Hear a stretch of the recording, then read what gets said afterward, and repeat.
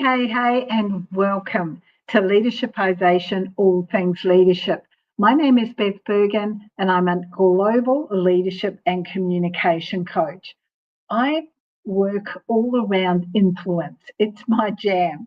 And so most of my clients are executives or managers or business owners, and I help them to build influence through developing and strengthening their leadership and communication skills.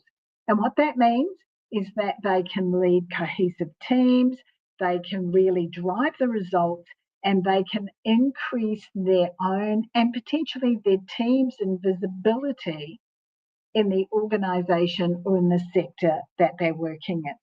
Now, I'm here most Tuesdays, 1 p.m. Australian Eastern Standard Time, which is 2 p.m. Australian Eastern Daylight Time. So in Sydney and Melbourne, it's 2 p.m. In Brisbane, it's 1 p.m. This week, because of circumstances, I am pre-recording this. So if you've got any questions, just pop them in the chat and the platform that you're watching this on, and we'll make sure to get back to you with what the responses are. Now, I've got a question for you. This is how we're starting today. Do you have this kind of endless mental loop that keeps on going on, where what you do is you weigh the pros and the cons and you check things out, and then you go and ask for more input, and then you come back and you double check something and you still don't decide? Does that sound like you? And sometimes that can feel really productive. But what I want you to understand is that overthinking is actually procrastination all dressed up to look really pretty. It's polished up procrastination, because when we don't have clarity about our goals, it's not about us thinking more about them. It's actually about us trusting ourselves a little more. So today what we're going to look at is having you stop tying yourself in kind of mental knots, having you start making decisions that move things forward, and being really confident and calm with no regret, making those decisions. So we've got a number of topic areas that I want to look at today. And what I'm going to start with is this one. Why is it that leaders overthink? This is something that comes up an awful lot for me with my clients. Why is it that we overthink? Well, it's usually fear-based. Which sounds really weird, I know, but think about it from this perspective. You're afraid of being wrong, so you don't make the decision. You're afraid of being judged, so you don't make the decision. You're afraid of missing out on something. Maybe I haven't got all the information. Maybe it's not quite so good. So you don't make the decision because you don't want to miss out.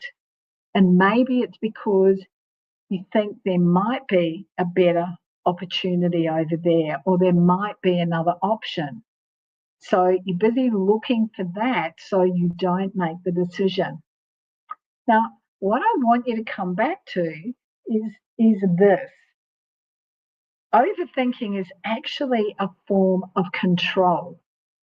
And that control is based in that fear of being not quite good enough. So it's grounded in perfectionism. And what it means is that your overthinking is driving this process in your brain where you're putting off whatever you want to do or whatever the decision is until it's perfect. Now, you're going to hear me say this a couple of times today. Done is 100% better than perfect. That's a real mantra for me. Done is 100% better than perfect. Now, as always, indecisiveness has a cost associated with it. So this is our second point. There's a cost of that indecisiveness. You're losing time when you could actually have been taking action. time when things could have been sorted out. You're losing momentum.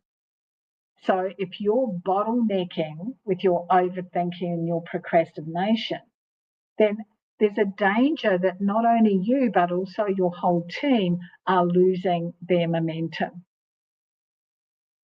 And as a result of those two things, what you're doing is you're losing trust. You're losing the trust that you have in yourself and your ability to make decisions, but you're also in danger of losing the trust of your team that they have in you. Why is that? Because when you're hesitating, when you're procrastinating, when you're bottlenecking, your team is mirroring that hesitation. They're mirroring that, and their confidence drains away because they have no clarity. That's a lot to think about. It's a lot to think about. But that cost of that indecisiveness is impacting in all areas of your team, or if you're a business owner, in all areas of your business. Now, that leads us to the third point, which is really that this myth of the perfect decision. We get all caught up with, oh, it has to be perfect. And as I said to you before, done is 100% better than perfect. Making that decision is 100% better than making no decision at all. There is no perfect decision. There is no perfect pathway. There are only informed choices. You can always change your mind. So you make the choice based on the information that you have. You've gathered that information. You've done that in a timely fashion. Make the decision. You can always change your mind and make a different decision. I'd like you to remember that your goal as a leader is to be moving forward. And every time we move forward, there may be a few little flaws in it, but let's move forward. Let's make that decision. Now, I know, and it's very real. I often have my clients say to me, decision fatigue, Beth. I'm making so many decisions, it's ridiculous. Decision fatigue is real.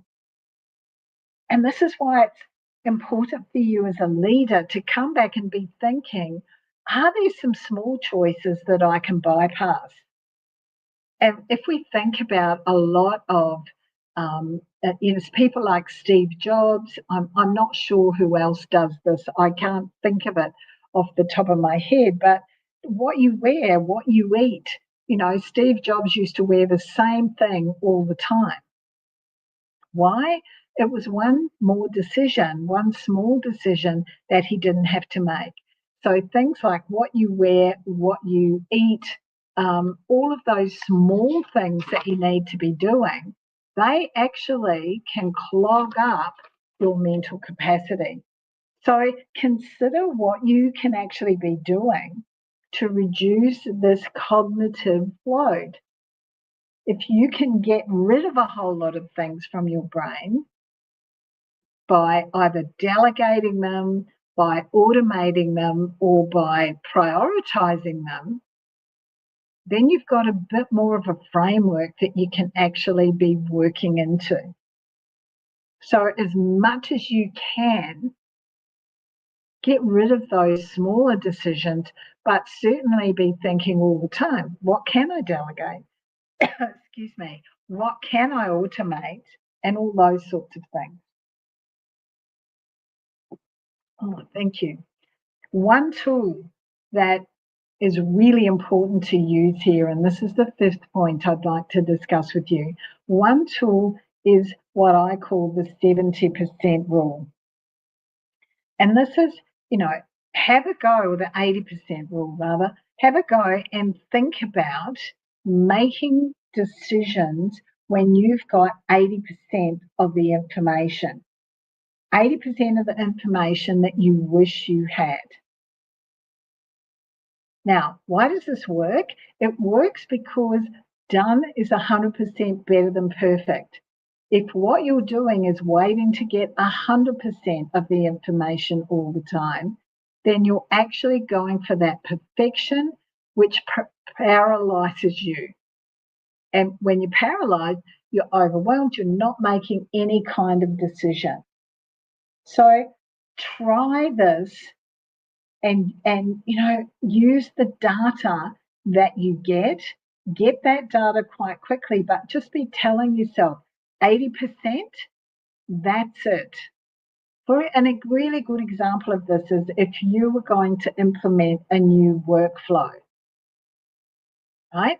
Now, if you're planning this workflow from out here, but you're trying to decide how to get it perfect and you don't put it into practice because you're concerned that it might be perfect, not only are you, holding everything up, not only is there a cost to your indecisiveness, but you're waiting until you have all of the information. Now, very often, the best processes are those that are put in place with 60, 70, 80% of the information so that the people who are actually doing the process can then add the fine tuning. You're never going to get that before they've started doing the process. You won't have 100% of the information, quite simply because they haven't done it yet. So they haven't experienced some of the challenges of doing it. So try that 80% rule tool and see how that's going to work for you. You might feel brave enough to do it with 70% or even 60% of the information as you build your confidence. Now, building your confidence, scratchy throat. Building your confidence is all about you starting to believe in yourself. And to do that, you need to trust your intuition. Lots of people go, oh, that's a female thing.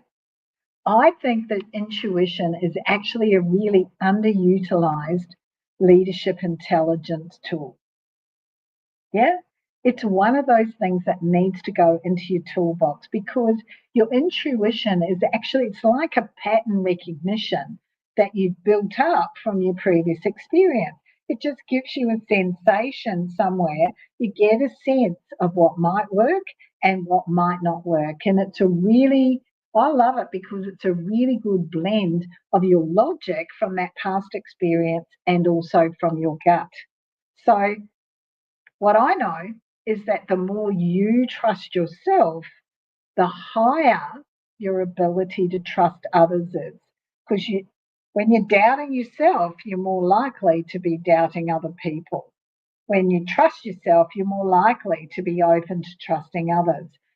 And when you're trusting your intuition, you're actually more able, I think, to learn from your mistakes. So let's explore that confidence cycle a little bit. You're trusting your intuition. I'm talking to you about some techniques that are going to help you to actually build that confidence. So that confidence cycle is built up when what you do is you make small, timely, relevant decisions so that you're making those decisions, they're timely decisions, and you're able to build up that trust. You're able to build that trust in yourself. And what happens is that this in turn fuels bigger, bolder decisions. And this is what that confidence cycle is all about. You're trusting yourself to grow that confidence. You're trusting yourself to become a better decision maker. I want you also to remember this. Confidence comes after the choice or the decision. It comes after the choice or the decision. You might be a little bit tentative. You're building some confidence in your decision making, but after you've made that specific decision, then your confidence will grow to that next level. It comes after, not before. And I want you to be really clear on that. Yeah. So that's that confidence cycle. Get used to it. Be growing at smaller, timely decisions, larger and larger and larger decisions. So, number 8, the final point that we've got is, in order for you to help to manage your own overwhelm, we want you to manage the overwhelm of the team as well. So the 8th point is all about you shifting to growing and creating a decision culture, where what you're doing is you're modeling that decisiveness. You're not that bottleneck. You're empowering others to act. You're trusting them enough so that they'll do things. So that what you can do is to start to normalize this ability to observe, to review, and then to change a decision. So the kind of language that you might be using is, let's test this and learn. Let's test this and learn. And that way, you're creating that decision culture, the confidence to make the decision, because if it doesn't work, we can change the decision, and we're always going to be learning, so that you then would model, oh, here, let's identify those lessons and let's look at how we can apply them. Yeah. So some reflection questions for today to see how you're managing your overwhelm. The first one is this: think about, where do you get stuck? Where do you get stuck with people, with projects, or on a personal basis? Understanding yourself, that self-awareness, is one of the most important leadership intelligence tools that you can have. So where do you get stuck? And then move on to that, identifying what is the real fear behind your hesitation to decide. What is that real fear? Is it fear of being judged? Is it fear of being wrong? And once you understand that fear, then you can be working with it. And the third thing is, what would it look like? What would it look like for you to trust your intuition more? That's a biggie. Because remember what I said to you, intuition, it's not necessarily this woo-woo feeling. It's actually drawing, you instinctively drawing on your knowledge and your past experience. So what's a summary here? Well, it feels safe. To be overwhelmed sometimes, but it actually cuts your progress, it costs you progress, because what we know is that action comes from clarity. Make sure that you make those decisions, make them with 60, 70, 80% of the information that you need, because then you can refine them. Learn to live with that mantra, done is 100% better than perfect. Don't get caught up in the paralysis that comes with this need to be perfect. And really, really importantly, trust yourself, because the more you trust you, the more likely you are to trust others. So thank you so much for spending time with me today. As I said at the beginning, this is pre-recorded. So pop your questions and comments in the platform that you're watching this on, or hashtag replay if you're watching a replay. Now, just a reminder, November is my birthday month. 365 days of growth, which is a daily, short, less than 1 minute video with a lesson for today. 365 days of growth has been reduced to 97 Australian dollars for the whole year for a subscription. And that's available for you all of November. So check out to see the link for that so that you can go directly in and pay will be in the comments. I would love to have you join us for that. The people who've already subscribed are sharing their great results with me, which is just fantastic. Thank you so much. Have an awesome day. Bye now.